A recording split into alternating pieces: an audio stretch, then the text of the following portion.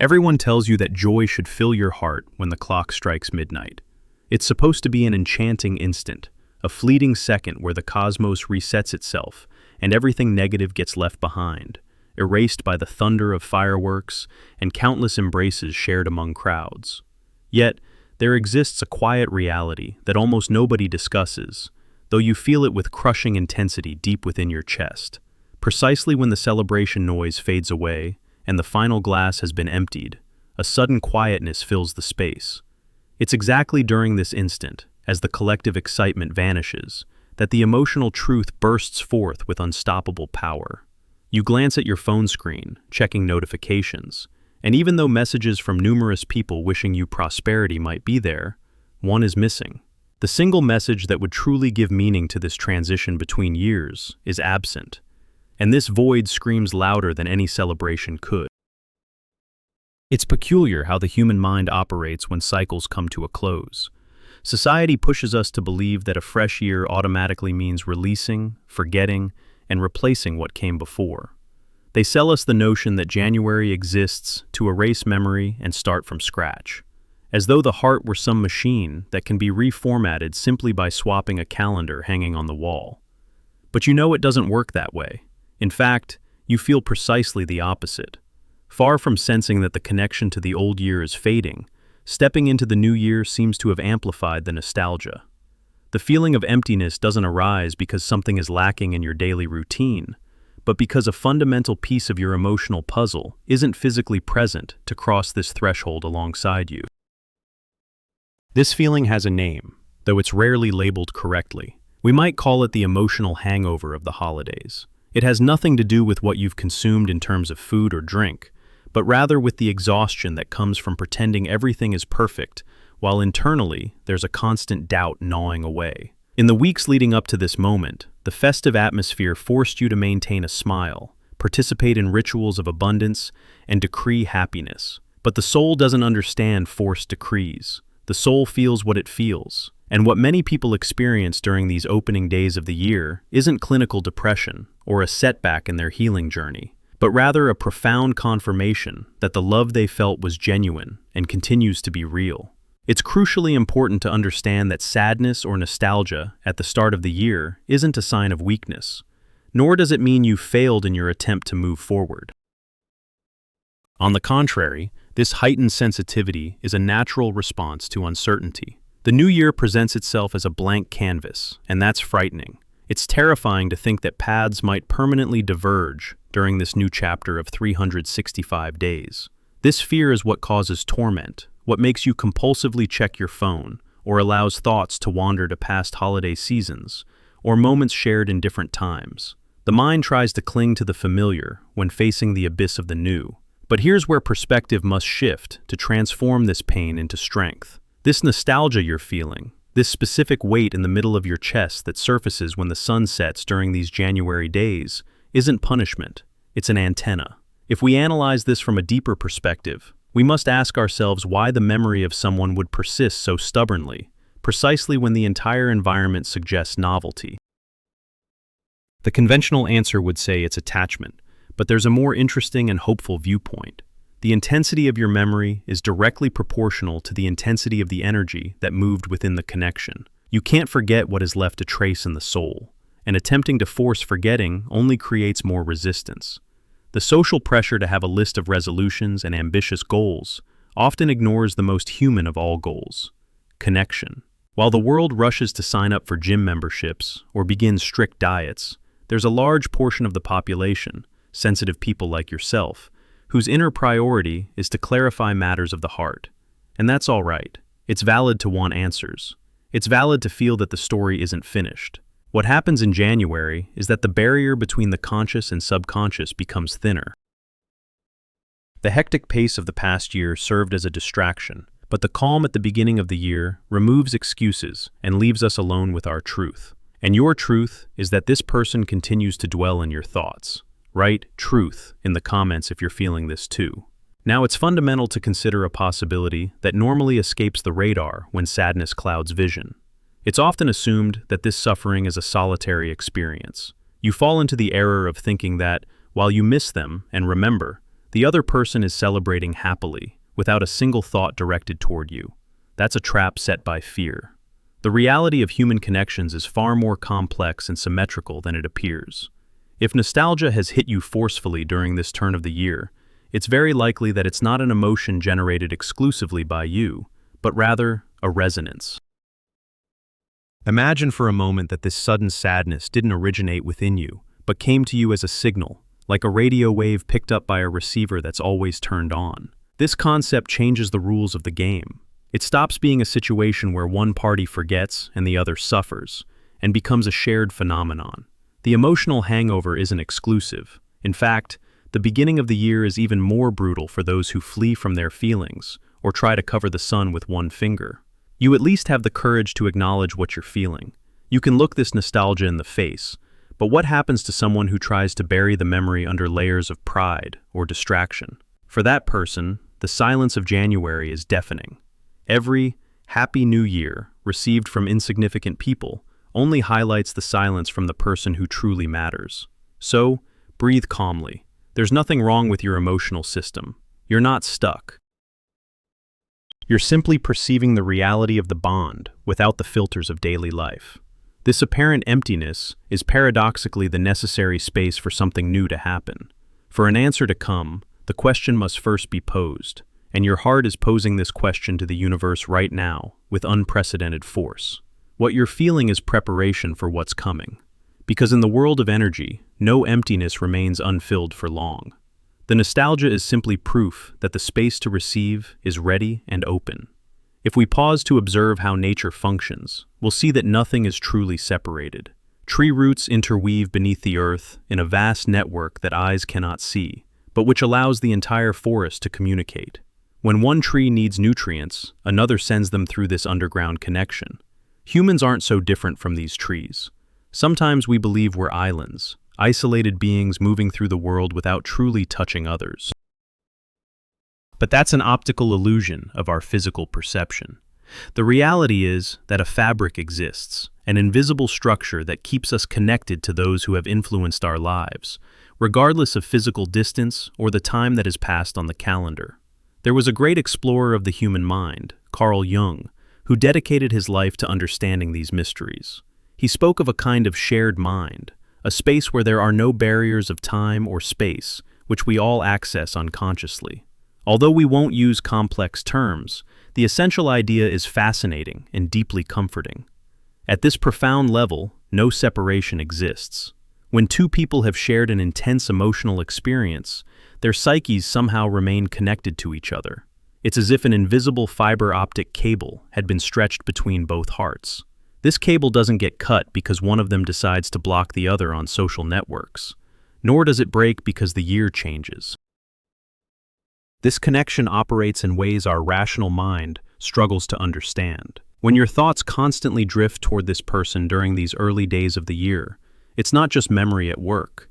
It's the invisible cable transmitting information in both directions.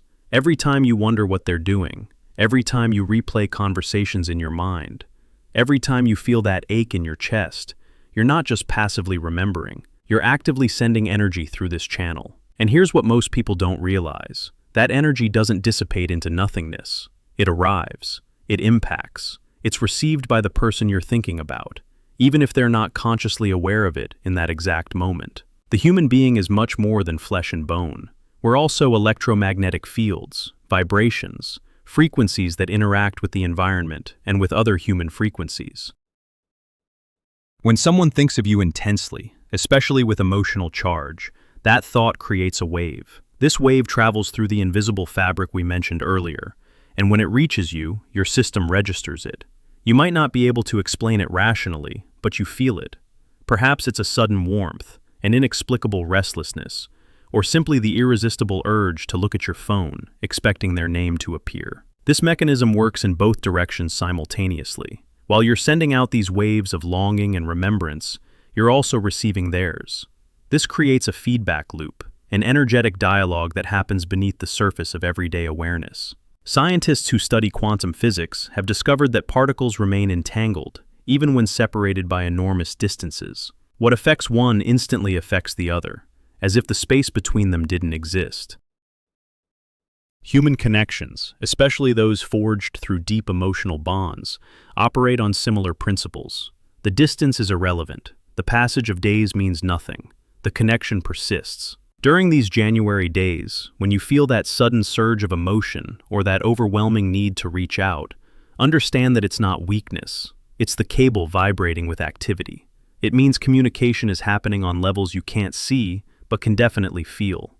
The person you're connected to is experiencing the same phenomenon, though they might interpret it differently or try to suppress it.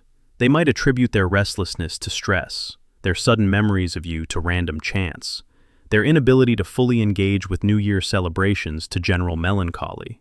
But deep down, beneath all the rationalizations and defenses, they know. Their soul knows. What makes this process so powerful during the transition between years is that the collective consciousness itself is in a state of flux.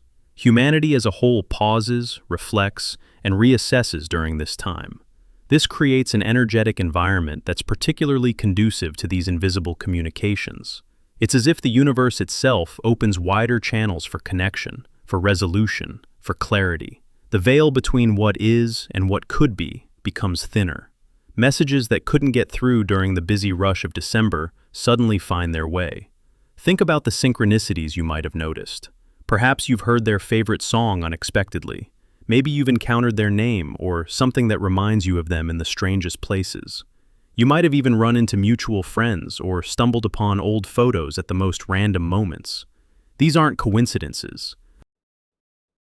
They're markers, signposts placed by the invisible network we're part of, guiding attention, creating awareness, facilitating the reconnection that wants to happen. The rational mind dismisses these as mere chance, but the heart knows better. The heart understands that when two people have created a significant bond, the universe itself conspires to maintain that bond until both parties have learned what they needed to learn from it. Sometimes, that lesson is to let go. Sometimes, it's to try again. But the lesson can never be learned if the connection is denied, ignored, or buried under pretense. January's quiet insistence that you face your feelings isn't cruelty, it's kindness. It's the universe refusing to let you move forward with unfinished business weighing down your spirit. Consider for a moment what happens in the other person's consciousness during these days. They wake up to a new year with all its promises and pressures. They're surrounded by messages urging them to be better, do more, achieve higher. They make plans, set goals, project an image of confidence and forward momentum. But when night falls and they're alone with their thoughts, what surfaces? You, the memory of what you shared, the awareness of what's missing. They might fight it, distract themselves, rationalize it away, but it keeps coming back, insistent as a tide. This is when the real work begins for them. They must reconcile the public face of moving on with the private truth of unresolved feelings.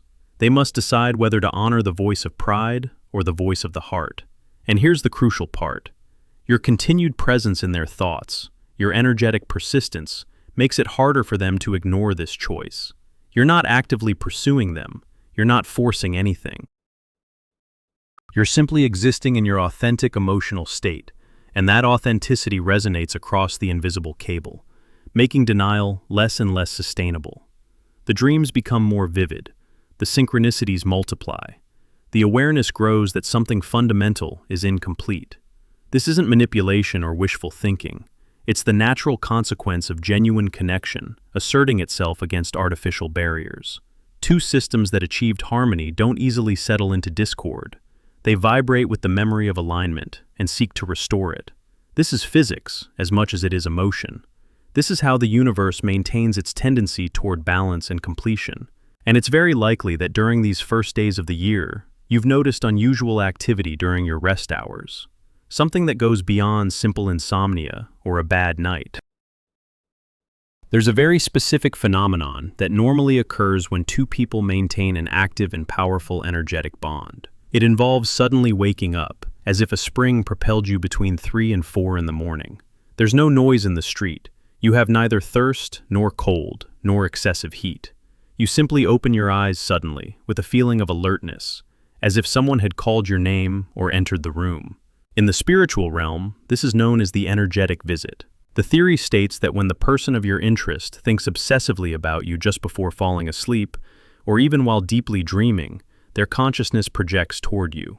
This abrupt awakening is an energetic system responding to their subtle presence. It's literally a knock on the door of your subconscious that pulls you from sleep. Pay attention to how you feel in those seconds after waking.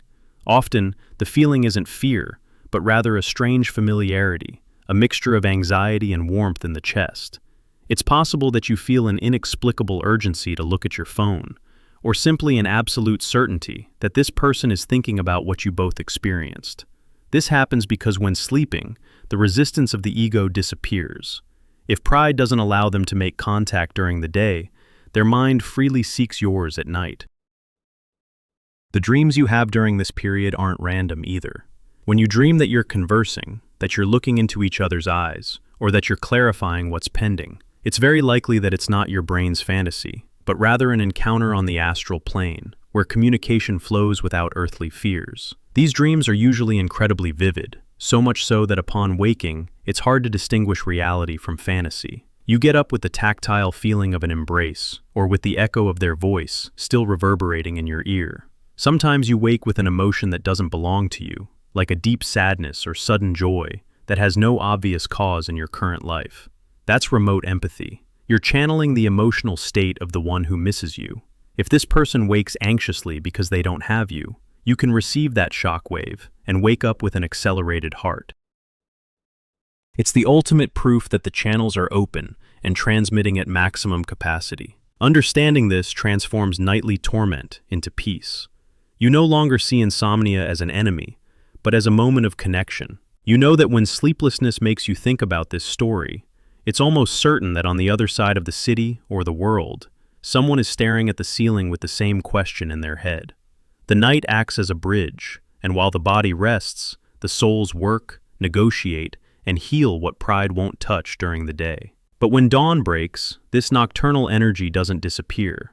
It transforms into something more tangible and mental, something that has to do with the resolutions and direction this person wants to give their life in this new cycle. With the arrival of daylight and the reality of the new year comes a different psychology into play, that of new beginnings. January is famous for being the month of resolution. Everyone, even the most skeptical people, feels the cultural impulse to take stock and commit to improvements. Lists are written about health, finances, and professional projects. However, there's a parallel list, a secret and invisible list that isn't published on social networks or shared with superficial friends.